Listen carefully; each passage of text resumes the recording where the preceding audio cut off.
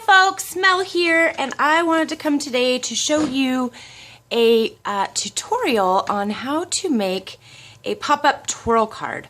I have made one of these last year. It was one of the first cards I learned how to make. I watched a video one time, only seen one video on how to make these, and I made one for Easter, and on the inside I had a little rubber ducky, and when you open the card, the little rubber ducky twirled.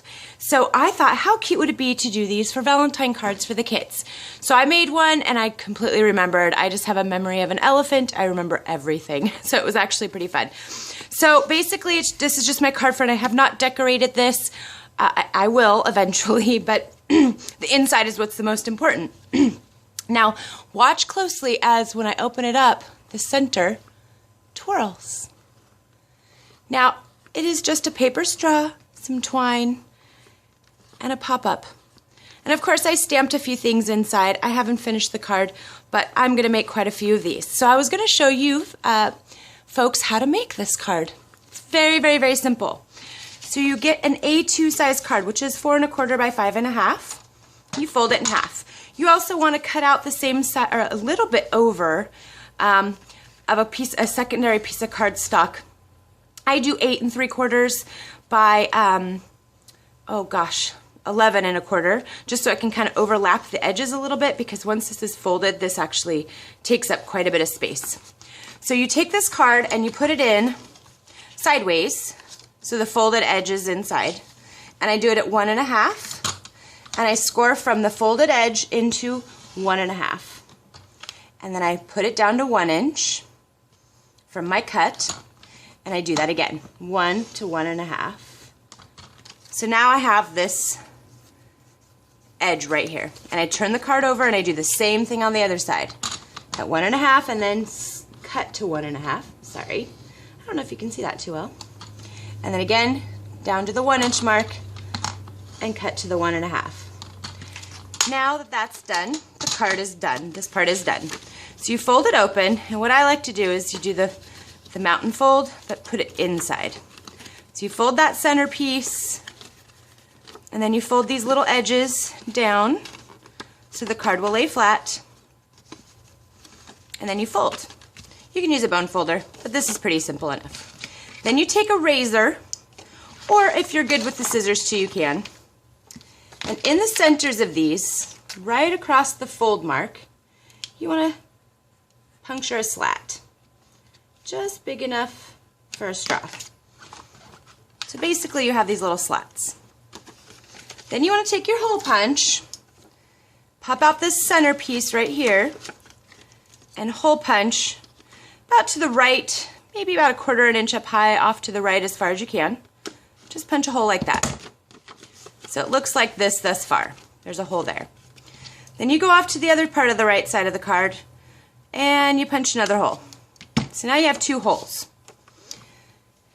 Then you take your straw, and on the bottom of the slat you go over or under the slat first, so you're over. Does that make sense? I don't know if I'm saying it right, but you go under and then over, and then this one is over and under. Now before you attach this, this is when you would design or decorate the inside, probably before you even do the holes. So you could even do designer paper, stamp it, or however you want. I am just showing you the basic. I'm not going to decorate this one.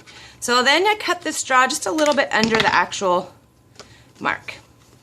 And then I fold it out and fold it again, just to make sure that these have those little grooves. And now you have your straw. Then you take some twine and you put some twine through this hole on the inside first. And you turn it over, and what I like to do sometimes is just tape it. Pretty simple. I use score tape on the other one, but that's just because I always forget what I use. So then once you've got that through there, and it's taped down there, you put this under and you wrap it around about 3 times. You don't want to get it interlocked because you don't want it to knot. But I do it, well, that's 3 times. I'll do one more. Just do 4 times. So now you have it twined around, and I like to push it down just a little bit to the top of that first fold. Now there's your straw piece. Now, some people have told me I should put little, beads or brads or something at the top, and I will. It does stop it from sliding out. This stops it from going down, but it doesn't stop it from going up. So I would suggest beads or brads or something really cute in the tops. Now you take this part and you go through this hole and you weave it through. And I like to hold it like this. And I push these back down again, and I hold it pretty tightly because you want it tight, but not so tight it doesn't twirl. Now it's tight. It's not going to go any further than where I have it. Now you want to play with the tension a little bit to make sure that it's tight enough. I think it's a little too tight. So we will play with it and loosen it up. Now there it goes. Now it's twirling. Now that is the perfect tightness for this. You will know by feeling it. Now that that part's done, then I'm going to tape this part and cut off my excess. Now this part is ready to be designed. See, now it twirls. Maybe it's a little too tight still. That's okay, there we go. That's better. Well, there we go. Okay, see, you can still play with the tension. That's the best part. Now, that's when you will then get the secondary piece of paper and you can glue it inside, if you wish. And then what I did was I already kind of score taped these so you can see how you can add embellishments to the center. The very first one I did, which of course I can't find anywhere just to give you an idea, was actually a pair of earrings that had danglies on them. So when it twirled, the danglies twirled all the way around. It was actually pretty cute. So I'm going to put this heart on the inside first. And then I'm going to take the score tape off this one. These are these cute little satin hearts, cushy hearts from Target Dollar Spot, and they work out really well. So now it does lay flat. It will twirl flat. You will have a card fold like this, and when you open it, the center twirls. You can even do a bigger size heart. Depending on how deep you make these can depend on how big the piece in the center can be. This, for instance, I could probably have gone an extra maybe 1/4 of an inch wider. You could do rosettes, you can do jewels, you can do rhinestones, you can do whatever you want. And there it is. And of course, here's a finished one. Well, not fully finished because it's not embellished. But look how simple that is. I just wanted to show you this really quick. I thought how cute these are, and when overly embellished the way you ladies do things, could you just imagine the potential of these? Or putting goodies in the center for angel kisses? Anyhow, thanks ladies.